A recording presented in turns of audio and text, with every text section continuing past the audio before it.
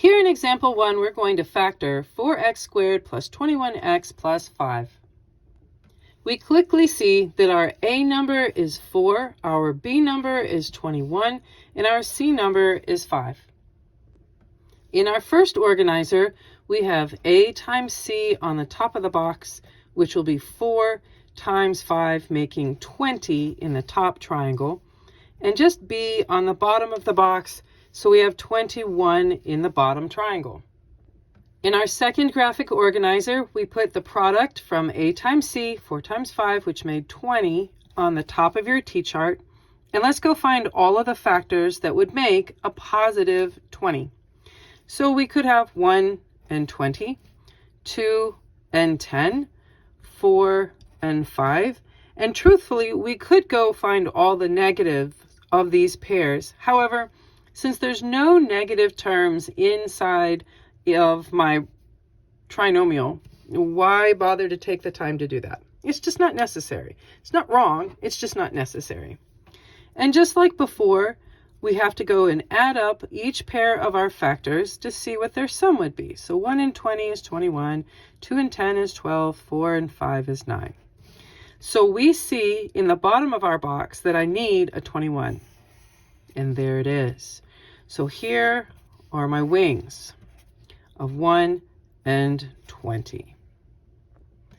Now it's time to build our binomials.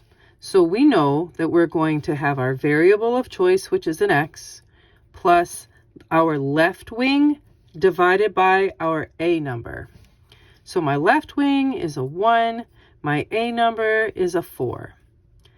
All right, second quantity, variable of choice, which again is an x, plus my right wing divided by my A number. So 20 divided by 4.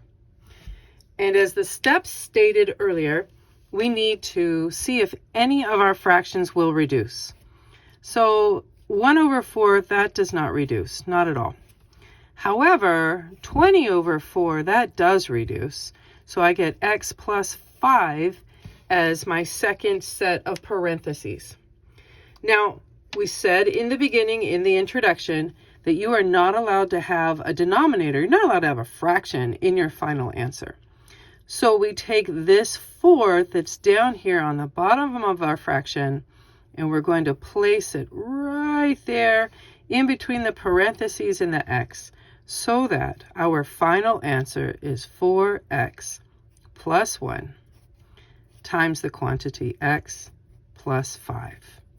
And there you go. Now again, if you're always wanting to know, hey, did I do this right? Just go ahead and multiply your two binomials together. And when you do that, you should come out with your original quadratic from the beginning of the problem. So there you go.